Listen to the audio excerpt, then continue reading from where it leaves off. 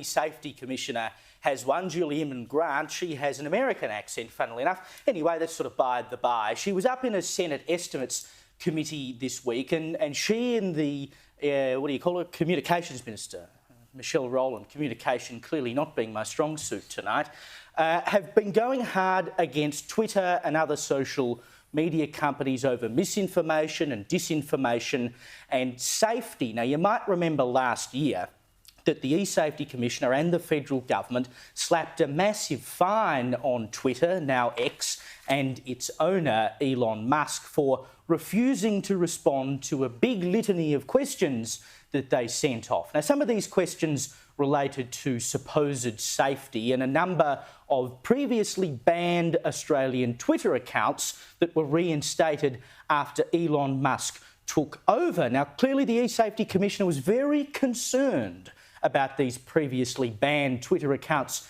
being reinstated. So I wonder which ones in particular she had an issue with. Can you give me examples of Australian accounts that X has allowed back on that your office objects to? They reinstated 6,100 previously banned Australian accounts. You're assuming the previous bans were in order. Have you explored those previous bans? Well, so Twitter, as the company, had a whole range of policies, including a hateful conduct policy. You've gone off their interpretation of their policy, even though we know they were biased. I'd like the witness to give me examples of Australian accounts that X had allowed back. I didn't ask them specific questions. No specific questions. Funny about that. And just also you should know, Julie Inman Grant was recently off at the World Economic Forum in Davos talking about, we're not just going to do this in Australia, as in not take too much notice of what we're actually doing, but force companies into this reporting anyway. We're going to take it global. Did you attend the World Economic Forum planning session in Davos last month? I attended the World Economic Global Summit. I was sharing really our leadership and our model in terms of how we're tackling I think we're the ones who safety. should be assessing whether or not you're justified. At the World Economic Forum planning session in Davos, you said, quote, "We have started something called the Global Online Safety Regulator." Who is we? Did you receive ministerial permission to involve Australia in another globalist power sinkhole? I'm an independent statutory authority. We know we're going to go much further when we work together with other like-minded independent statutory authorities around the globe. So now we have the Global Online Safety Regulator, and next up, the Global Misinformation and Disinformation. So she didn't just attend the WEF.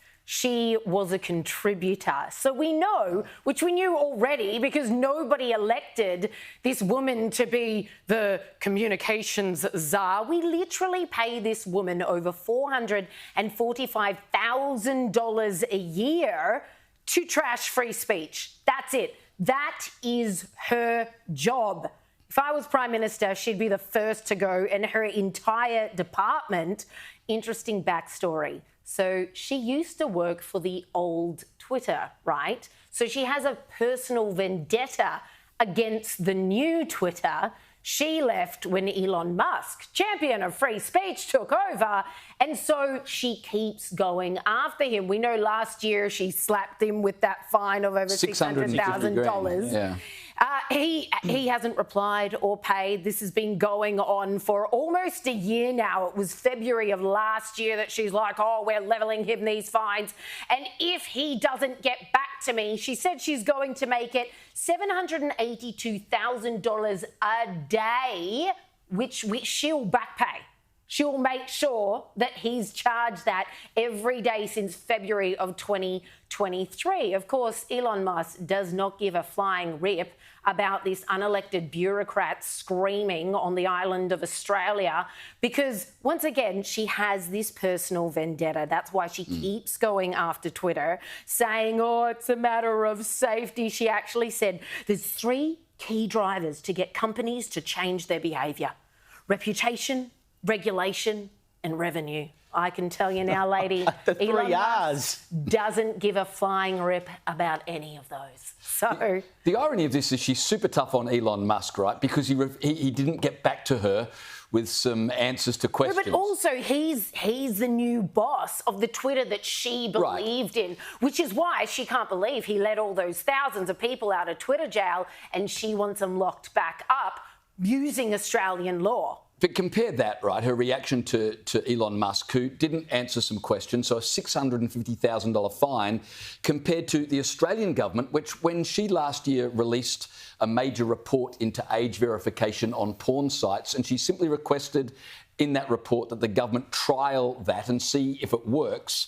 The government, when they released the report, immediately dismissed the key recommendation of the report. She never said a word about it. So the Australian government can completely ignore her work. She doesn't say a thing, but Elon Musk doesn't answer some questions. It's an immediate $650,000 fine with threats of more to come. So your assertion that there's clearly a vendetta seems to be very much on the mark. 100%. And the fact that she says, oh, no, I'm totally independent, trust me, the Australian government will refer to that woman's opinion and what she has to say as if it's already law when it suits their agenda. So when it comes to clamping down on free speech, which we know that they're all about with their misinformation, disinformation bill, they will treat that woman as if she's the expert of experts and must be hearkened unto because the eSafety Commissioner said so-and-so and so-and-so. They ignore her when it suits them. But when it suits them to be like, oh, well, the EU Commissioner, watch them legislate because they're in cahoots here, right? Because it all ultimately comes down to that misinformation, disinformation bill, which is designed to dictate what you can and cannot say on social media, what we can and cannot say here to you on television. It's all about controlling the message. So if you've got someone who you can point to, oh, independent umpire says we must absolutely do. It's not us, we don't want it. We're just doing what we're told we have to do. It's so convenient, isn't it? Yeah. Very well set up.